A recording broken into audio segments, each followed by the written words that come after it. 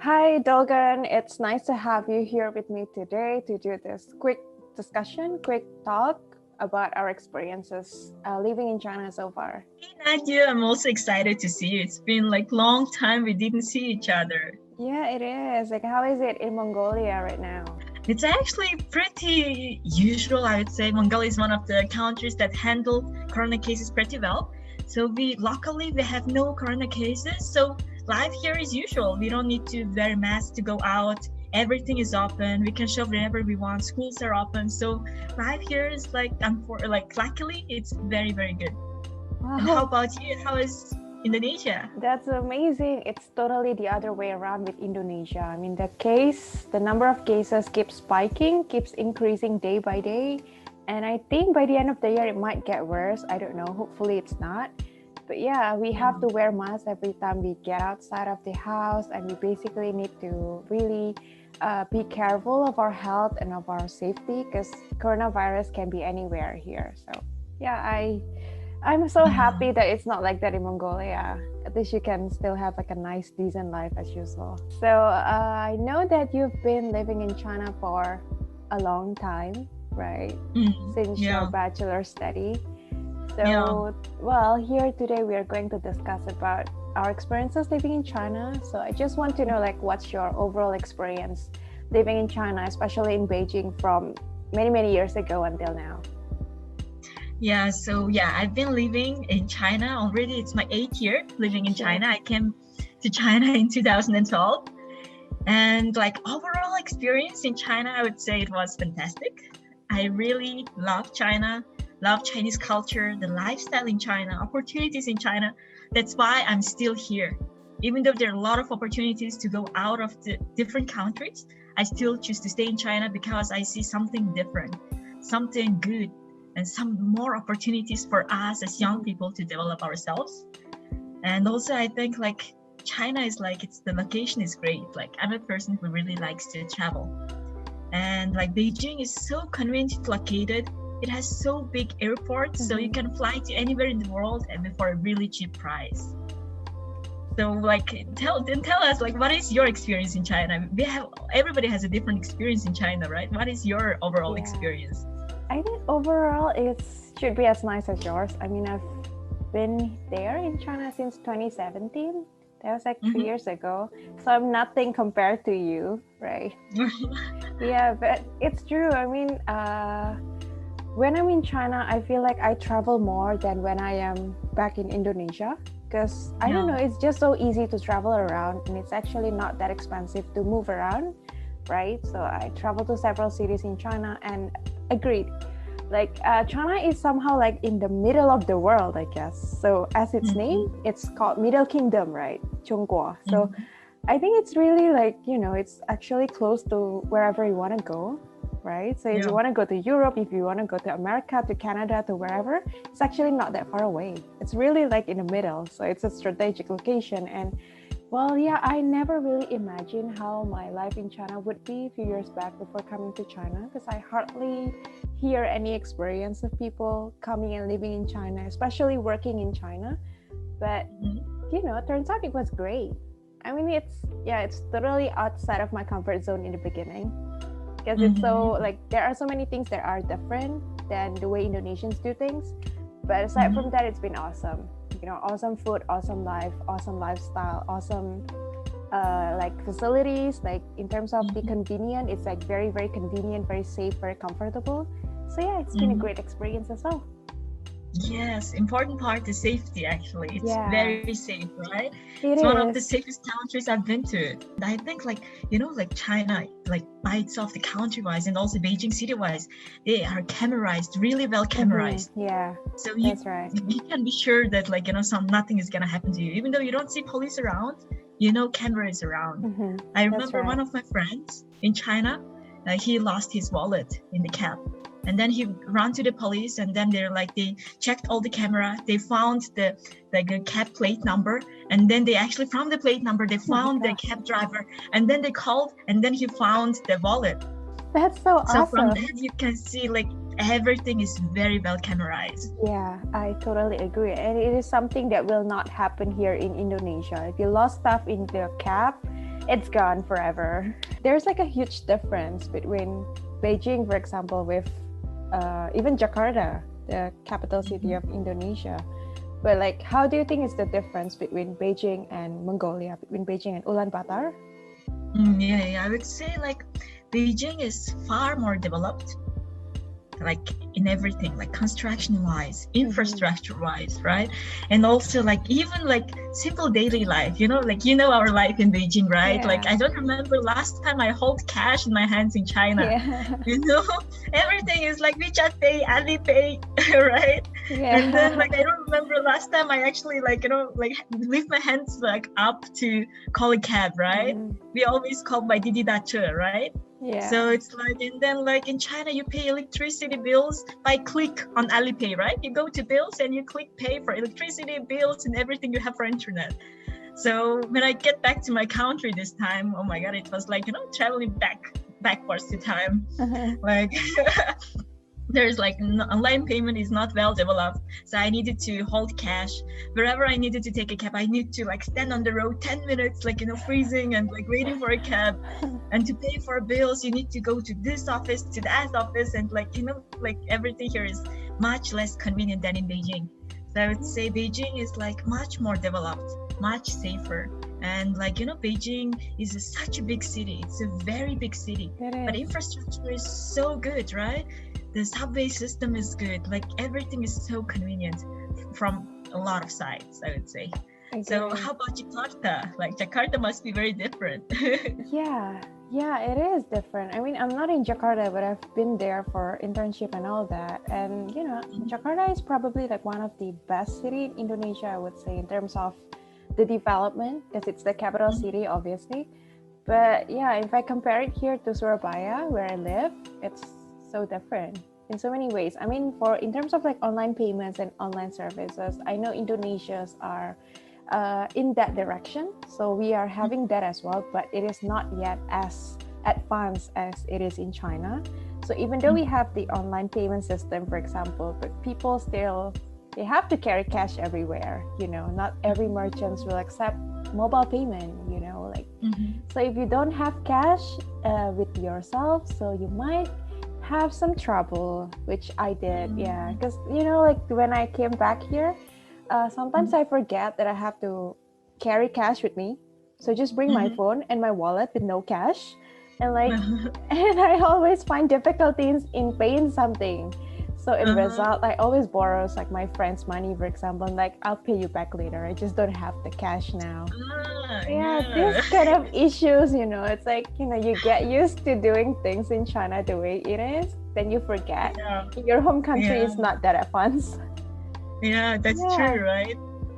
Yeah. But what do you like more about Beijing? I think what I really like more is like, especially the convenience in related to the transportation. For example, here in Indonesia, well, public transportation system is not yet integrated, and it's not as good or safe, right, compared to it is in Beijing or in China in general. So, it's very convenient if you are in China, and if you want to travel around Beijing, right? You can just, get out of your place and then go by bus and by subway or like by taxi, whatever. It's very convenient. I remember I went to like the suburb of Beijing, the one in Fanshan line. Yeah. That's like about 2 hours from the city center. And even there, they have like the integrated they have like integrated bus system. So you can reach everywhere by bus. It's like so amazing, and it's nothing like that here. So it's quite troublesome here if you don't have your own transportation. It might take some time for you to travel around. I think it's been a while since we left Beijing because of this COVID-19. But if we can have like a little throwback, how was our typical day in Beijing? Typical day in Beijing. Yeah, okay. Let me talk about my typical work day. So actually, I'm a PhD student in UIB right now, right? So like I would say like, and then at the same time I work at China Admissions. So I have a bit more tighter schedule. So usually like I wake up at 7 a.m. every day. right? And take a shower and have a breakfast and head to subway. So as you know, you were also UIB student. Like the Yeah. closest subway is like 15 minutes of walking, 15, right? yeah, 10 about to that, yeah. 15 minutes of walking, right?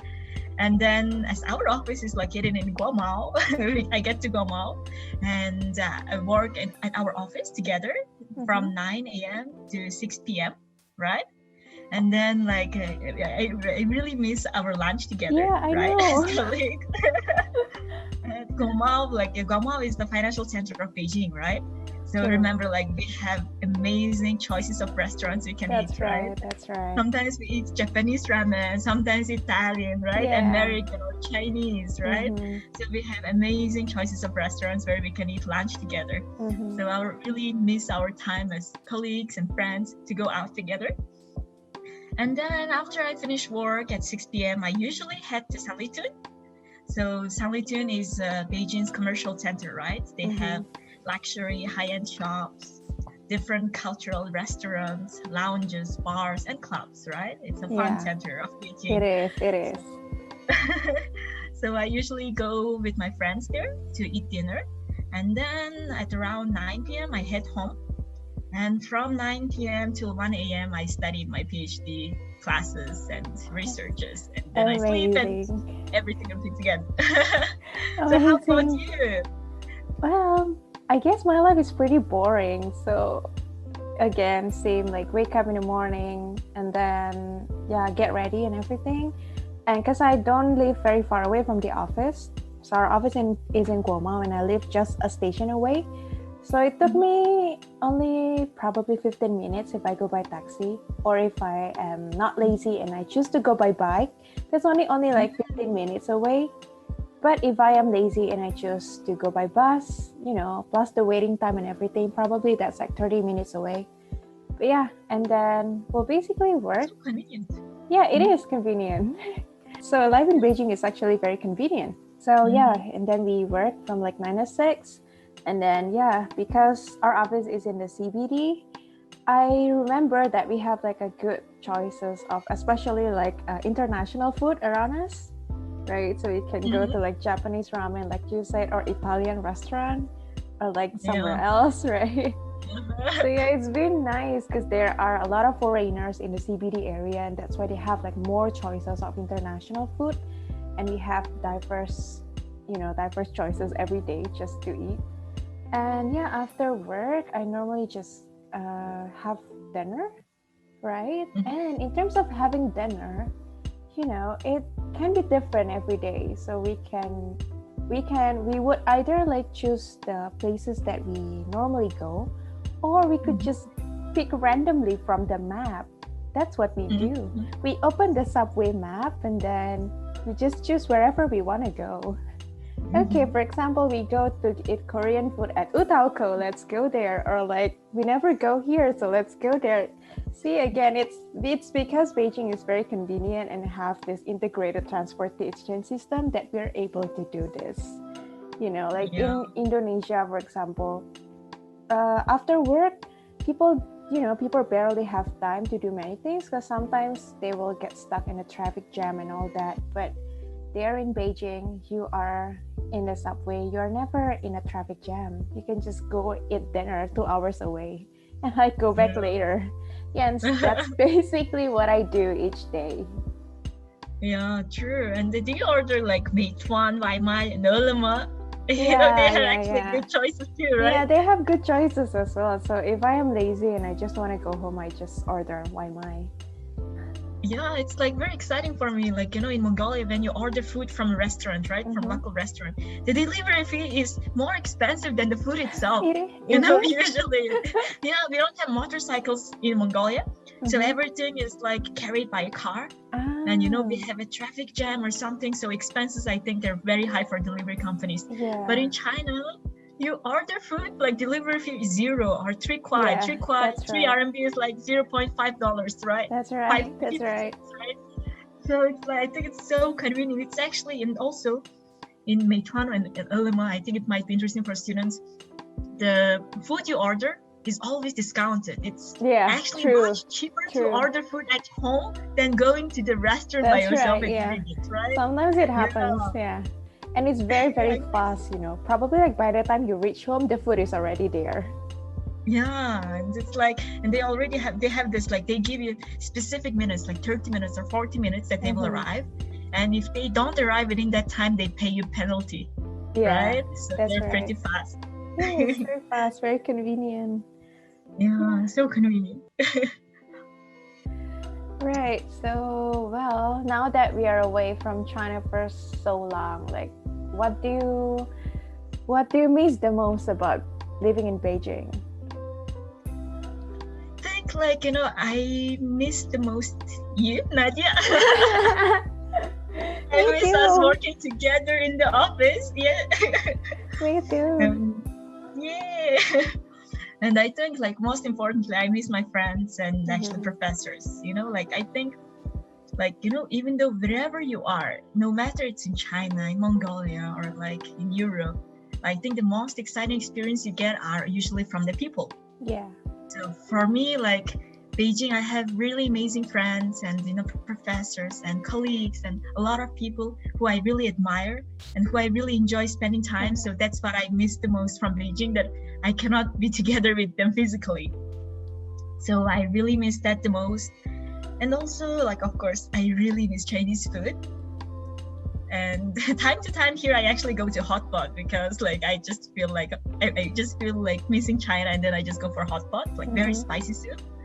So I really miss the food, and also I think I really miss Taobao. Me too. Taobao is the best. Yeah, so it's like, I know, like, whether our students know or not, so Taobao is an online commerce platform where you just, on the search box, you type whatever is on your mind, and then you can find everything. You just can write, like, iPhone 11 case, iPhone 12 case, right? And you will have 2,000 choices of different cases that you can buy. That's right. And then you just click on the basket button, and then you click once again for payment, and then 1 to 3 days later, you will receive it on your door at your home, right? Yeah. So it's like everything is like that. So I really miss Taobao. How about you? Me too. What do you miss from China? I miss Taobao as well. I mean, my boyfriend used to call me the queen of Taobao because I Taobao everything, literally everything, from groceries to clothes to phones to everything.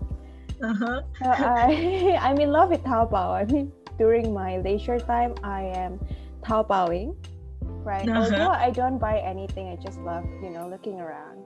And not only you can search everything there, you can also search from images. So I remember I love girls, like, there's a woman in the subway who wear like a very nice boot, and I love that so much that I took picture of her boot and just get it on Taobao, and I find it. Oh, amazing. So Taobao is indeed like this famous e-commerce platform from Alibaba that is very, very awesome. It really helps our life in China, right? And the rest is like, I basically miss my life there.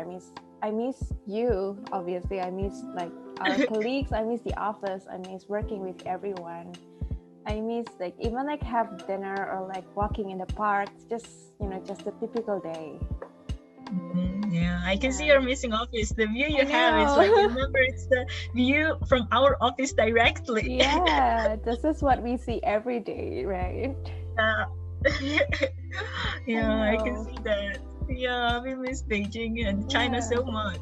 We miss Beijing and China so much indeed. So, talking about traveling to China, or like traveling within China itself, because you mentioned that China is actually a good place for travel, not only like inside of China, but also outside of China. But in terms of like traveling inside of China, like, which cities have you visited, and if there's any interesting stories? I didn't really travel much in China. I've only been to, like, I studied in Beijing, Guangzhou, Tianjin, which is close to Beijing, and Zhengzhou, actually. Only these 3-4 cities. And I think the most interesting one was Zhengzhou, just because, like, I went there on the university trip, like UIBE, my university, when I was in bachelor's degree. They organized a trip for whole program for like 1 week trip.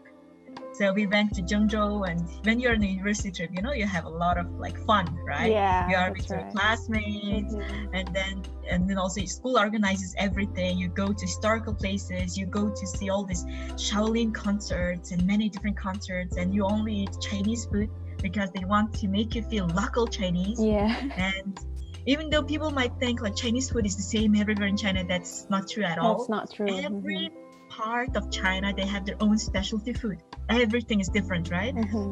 Even the same food they prepare in a different way of cooking. So we enjoyed that time of like eating local food and just feeling to be like, you know, local Chinese. So that was like very memorable trip because other trips I went were like already all on business trip. So say that one was more exciting. And how about you? Which cities in China have you been? I've been to Tianjin because that's like the closest one from Beijing. And then I've been to Shenyang, Shanghai, Hangzhou. Where else have I been? Yeah, I think those are all. Oh, and Xi'an. I remember Xi'an. Xi'an. Yeah. And the most interesting one, I would say Shanghai and also Xi'an. Because for Shanghai, that's like, well, that's kind of like another Beijing, right? For some people, but I think it's way prettier than Beijing. It's like well-developed city, but it's more of like in a modern way. While Beijing, they keep and they preserve all the traditional buildings and everything, right? Which makes Beijing unique. But in Shanghai, they have it like in a more modern way. Like there are many skyscrapers and all that. Yeah. So yeah, Shanghai is great, and there are a lot of like good international food there. You can find lots of good burgers and even like the Shanghainese food that's like awesome as well. And it's hard to find in Beijing. I see. Yeah. I really wish to go to Shanghai. It's a shame for me, like been here 8 years and never been to Shanghai. Yeah, you should be. They have like good, amazing dumplings there. Yeah, right. And you know the problem with like I really want to go to Shanghai every year, like every year. And then like ticket to Shanghai round way usually costs like about 1,100, 200 RMB. Around that. And you know, ticket to Bali, to Indonesia costs the same. So I always like decide to go abroad with the like, you know, budget wise. I always travel to Southeast Asia because it's the same money. Yeah, true.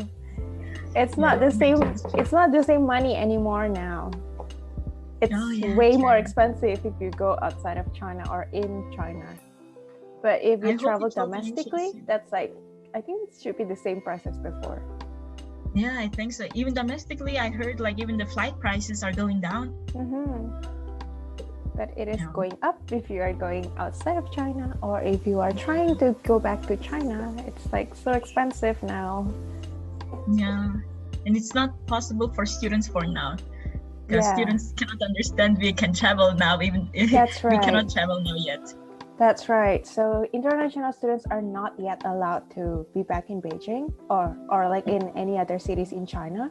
So they have this policy since March 28, I remember, and then they basically open the border partially by September 28th, if I'm not mistaken, for foreigners with valid working permit and also family reunion visa, and also for those who have personal affairs visa. But for international students and foreign visitors, they're not yet allowed to come back. So yeah, we hope that they are allowed to come back soon, hopefully. Yeah, but international students now actually they can take online classes. All universities in China, they're teaching online very good quality courses. So you don't international students, they don't actually have to wait, because waiting for one semester, 1 year, it's like you're still losing time.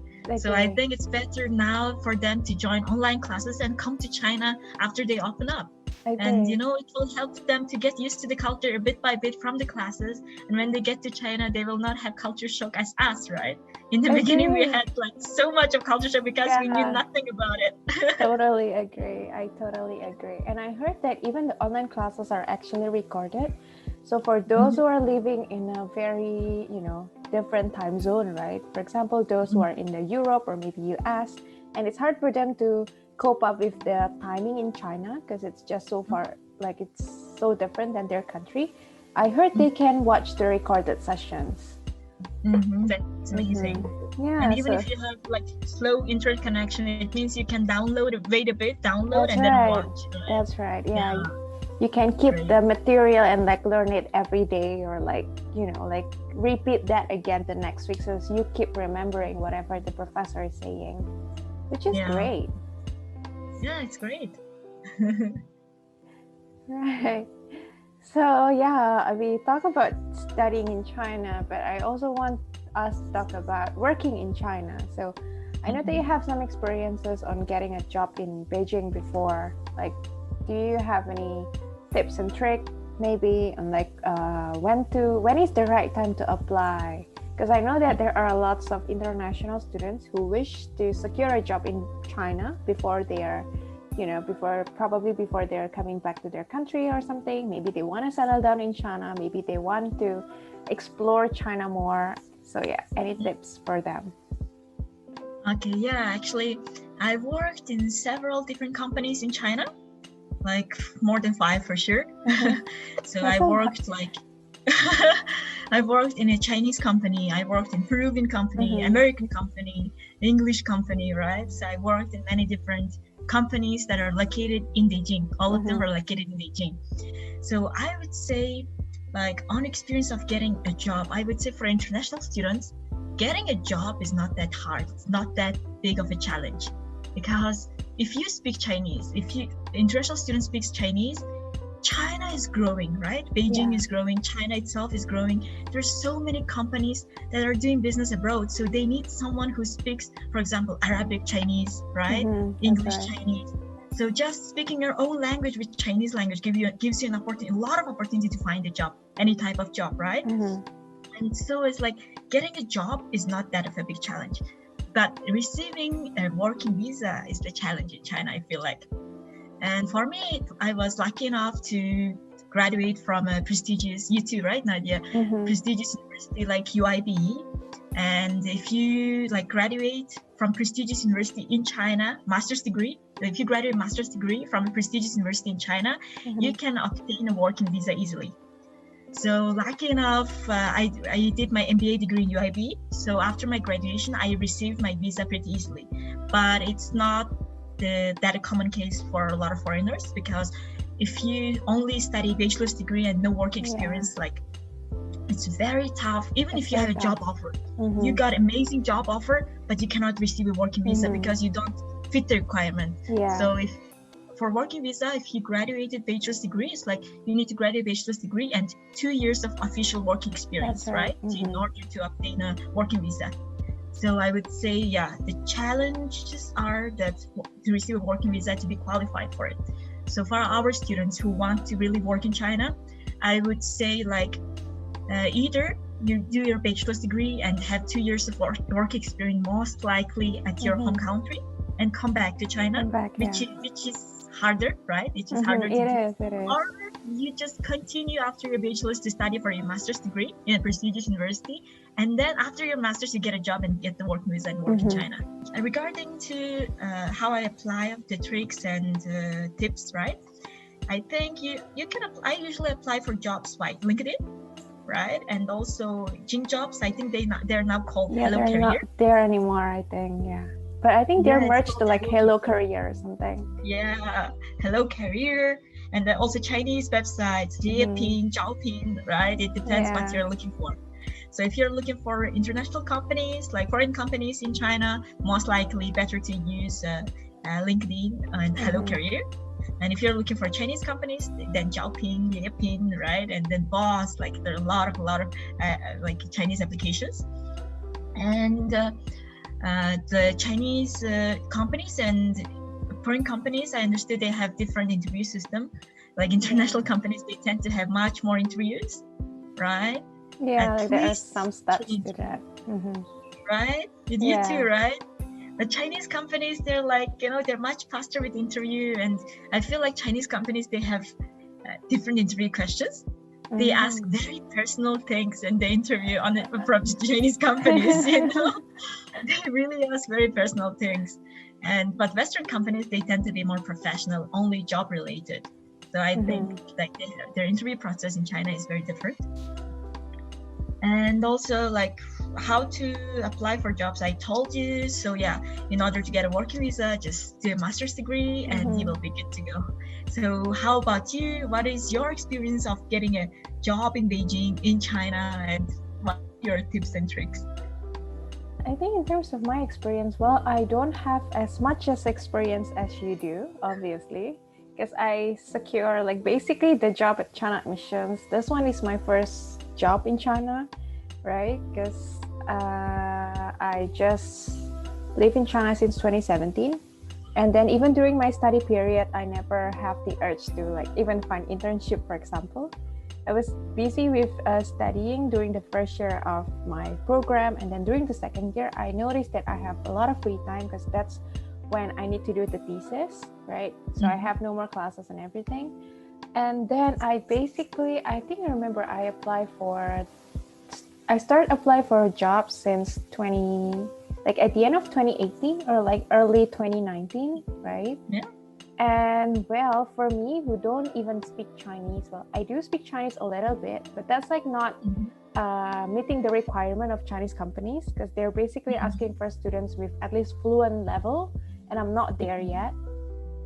So it makes me like have like a smaller pool of jobs that I can apply for. But regarding that, I still have opportunities in China, you know, even if I don't speak the language, because there are a lot of international companies there in China that are looking for foreign talents, and you know, in developing their market probably, or if like let's say they are doing the job abroad, right? Or if let's say they want an expert from the home country, right? Which in most cases that's the case, right? So I think that regardless of me not speaking Chinese that well, I still have opportunities and I can still secure a job in China. So yeah, again, having a degree from prestigious universities do help. I mean, it doesn't have to be from like Tsinghua or Peking or Fudan, because like there are other universities that are just as good as those universities. So for example, universities who are listed in a project 211 and project 985 in China, those are already considered as prestigious universities. So if you're graduated from there, it will definitely like give you plus point, right, in your CV because you're graduated from there. And aside from that, actually if you speak the language, that's going to be even better because there are more opportunities for you if you speak the language. So in terms of applying, I use the online platforms too. I think I used Jingjob before, but it's not there yet anymore. And I remember I attend to a lot of international job fairs because they have it a lot in Beijing. Sometimes like I remember UIBE have one as well during my study there. And then I went to the one at Peking University and the one at Tsinghua University. So actually universities in China, they are also having a lot of job fair, aside from those who are held by the recruiting companies. So by attending the job fairs, you can see like the market there, you can see the job opportunities there. Maybe if you don't want to work in China, I remember like some of my friends get a job and you know, they are working for Chinese companies but in Indonesia, right? So it's good that you can secure a job even before you went back to your home country, because I know a lot of Chinese companies are, you know, they want to open a branch like outside of China, and that's why they need people who know the market. But at the same time, they also need people who know a little bit about China, at least, you know, the culture, like the business and all that. So, you know, you are a perfect match if you are studying in China and then you want to go back to your home country. You can just look for the Chinese companies there. Yeah, that's actually really true. I remember like during my 8 years, I've got several offers to actually go back in a country and be representatives of Chinese company. But I was not ready to leave China, so of course I declined all the offers.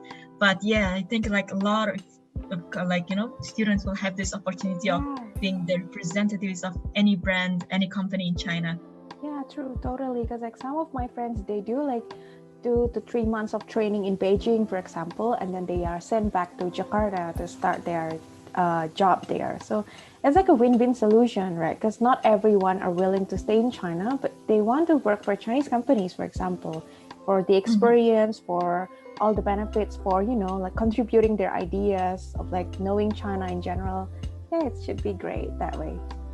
And I think about work, I think it's actually, I just feel like it's better to study in China than work.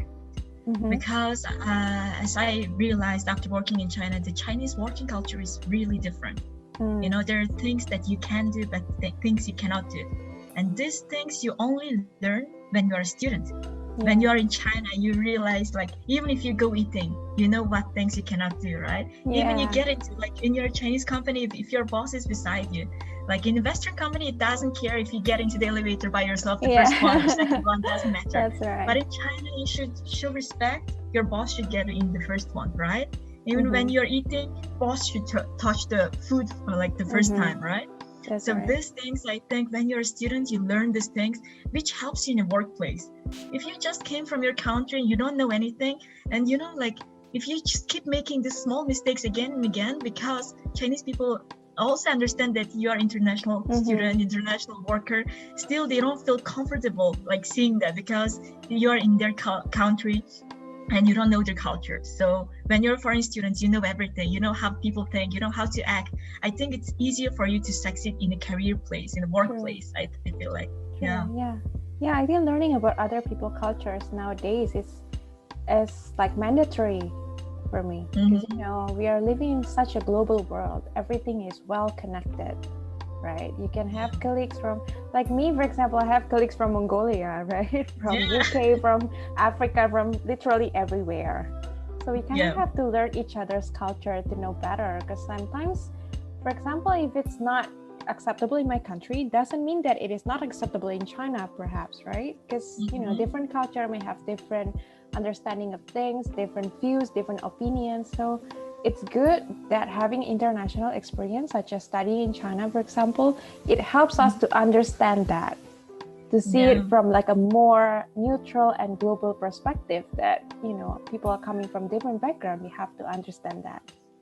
Yeah, I also feel like like China really opened me up personally. Like when you come into a new country, like, because when you're in your country, right, you have your family, you have friends from small, right, and everybody, like uncles, aunts, like everybody's supporting you. But when you're in a country by yourself, you don't have friends, you don't know the language, right? So you have to build your life by your own hands. Whatever you build in China by yourself, it's like your own doing, right? So you have more opportunities, you can develop yourself personally. So I think it gives you more opportunity to get to know more. And I think people, if you want to come to China, you cannot expect everything to be the same. You should be ready to adapt. You cannot expect everything to go your own way in your own country.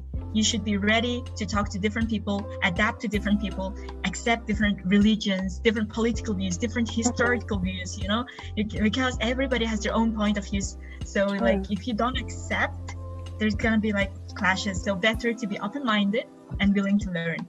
True. And another thing that is good about doing that in China is that actually, this is something I also never thought of before after I come to China, is that you can meet people from anywhere in China, right? Because at first I probably thought, like, I know there are a lot of Indonesian students studying in China, but the rest of that are Chinese, I never imagined that I'll have friends coming from different parts of the world, from other Southeast Asian countries, from Africa, from Europe, from US, from literally everywhere. And this is such a good opportunity, because it's just going to one place, it's just going to China, but you get to meet people from everywhere.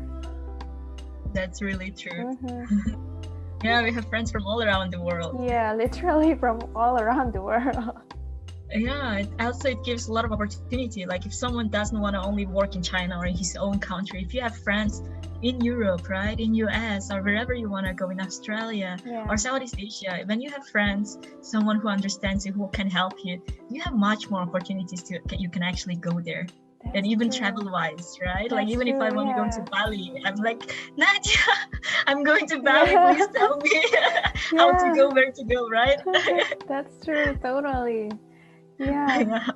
So there's just a lot of opportunity, a lot of benefits if you have friends from all over the world. I mean, it's like a mandatory these days, right? Because you can travel to Thailand and the next day you go travel to Mongolia, for example. Yeah, and when you have friends, like you already have a person there, so everything is gonna be like much more exciting, more localized. Yeah, true. Well, I think we cover all the discussions today. Is there anything you'd like to add? Yeah, I would just say like for students, like I know the time for now is very uncertain. COVID is here, and study education is really important, and it's also, I would say, it's really important to not lose time. So if students are like planning to come to study in China and you just rethinking because classes are online, I would say don't lose time and apply for online classes. It's the same classes, same professors, same classes that are being taught. And you can come to China whenever China opens the border. So I would say students, don't lose time. Take this opportunity to learn about China, Chinese language, and improve your cultural awareness. And, you know, just start your study and you will be okay. After you get to China, you will understand what I'm talking. You should not lose time and just keep pushing forward and just apply for universities today. True. I totally agree. And this is such a good opportunity for them to actually study Chinese, right? Because it is very, very needed when you are in China. I came to China unprepared, guys. So I know a little bit of Chinese, right, back then, because I studied at school, but still it wasn't enough. It's still a challenge for me to speak on a daily basis because I don't really understand whatever they're talking about. So I think having the time, right, to actually prepare yourself, and you can take online Chinese classes, for example, since today, it will help you a lot when you are finally able to come to China. At least your level is high enough that you can understand and you can communicate with them better. Yeah, it will make your life much easier. And as Nadia said, more opportunities after work, because our students should understand, even though there are like a lot of opportunities to work here, even without Chinese, I would say it's only maximum 5% of companies in China are foreign companies in China. 95% or more should be Chinese companies. So Chinese companies expect you to speak Chinese. So if you want to have more job offers, more opportunities, and to develop yourself in China or even in your country, it's better to learn very good Chinese. True, I totally agree. Chinese language is getting more and more and more important. And you know, there's never any disadvantage of learning Chinese. You can only get all the advantages of learning the language. Yes, of course. It's a very useful language now. It is. Right? Even in any country, China, like every country in the world now is doing business with China. True. You can find the work anywhere in the world if you speak Chinese. True, that's totally correct. Even if you are going to get a job in your home country, like in Indonesia, for example, your salary is higher if you can speak Chinese. So see, advantage again. So yeah, students should study Chinese. All right. Yeah, I think. And don't give up. Yeah, don't give up, guys. So, you know, we hope that we can see you again in China. I hope I can see you again in China after all this pandemic is over. Yeah, for sure. We just have to wait for the right time for that to happen. Hopefully, Chinese government. It's just a matter of months. Yeah, it's just a matter of months for sure. Chinese government will surely open the border soon. Hopefully, very, very soon. So yeah, stay safe and stay healthy until that time comes, because we will see everyone in China again. Yes, thank you so much for the interview, Nadia. You're welcome. I'm glad I have you today.